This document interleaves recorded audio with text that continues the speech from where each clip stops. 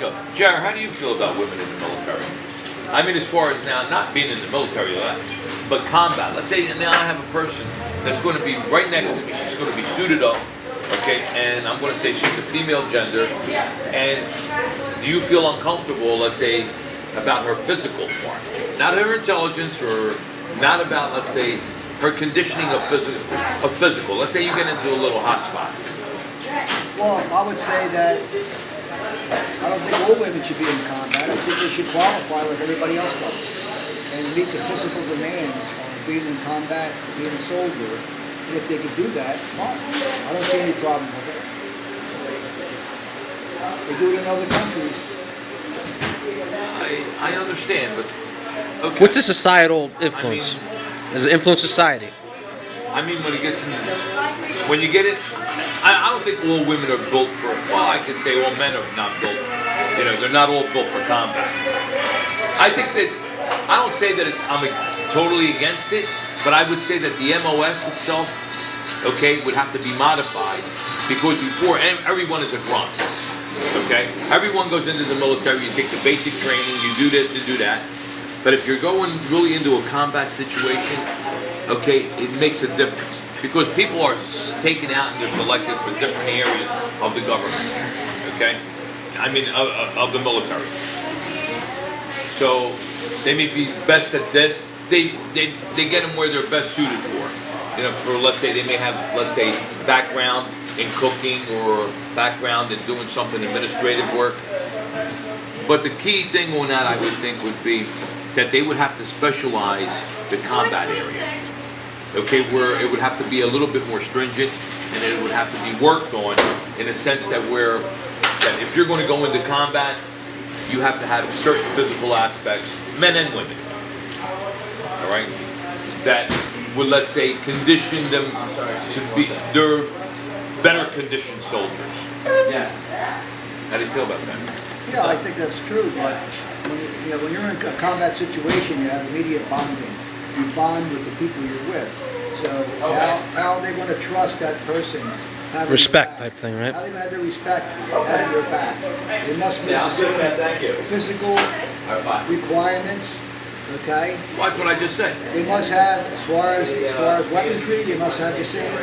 Right. And I don't think all men should be combat soldiers either. Well, I just said that. I just said that as far as, let's say, they would have to specialize the MOS for combat, because when you're getting into an area where you're handling a weapon, okay, they all handle weapons, but even though you do 2 weeks of weaponry and you go on the fire, you're not, let's say, an accredited person that really can handle that weapon well.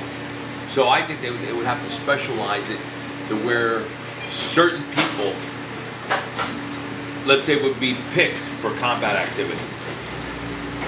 I'm just saying for combat. I mean, I wouldn't define that everyone's a soldier. Everyone has a part. But if you have a structure, just like a football team, all right? You have people that are geared. You have to run it like a football team or a baseball team. Where their strength is at, that's where you're going to put them. All right? You have a halfback, you have a linebacker. Okay?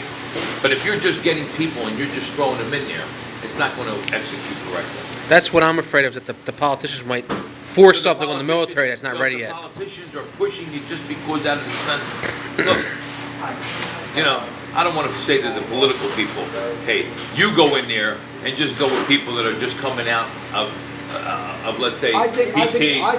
the political people are pushing it to make it happen that you have women in combat. But it's up to the military To make sure they're qualified. To make sure that you're qualified. There's a standard set, okay, and you qualify for these different positions no matter what it is. Look, so the military has to push back pretty I much just against the want power better of the political people. identification of the person. Better identification of the person is that you have to fit that pattern. If I'm the coach of a team and I say, look, you don't fit this, I'm not going to take the lineman and put him, let's say, as a defensive linebacker. It ain't going to work. They also should have mental tests also, because everybody can't handle combat, men or women. Oh, definitely.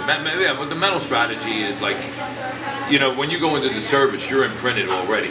They imprint you that you have to do this. Everybody gets that imprint. Not anyone is capable. Once they put a weapon in your hand, and if you're going to be, let's say, assaulted, someone's going to attack you, you're going to react.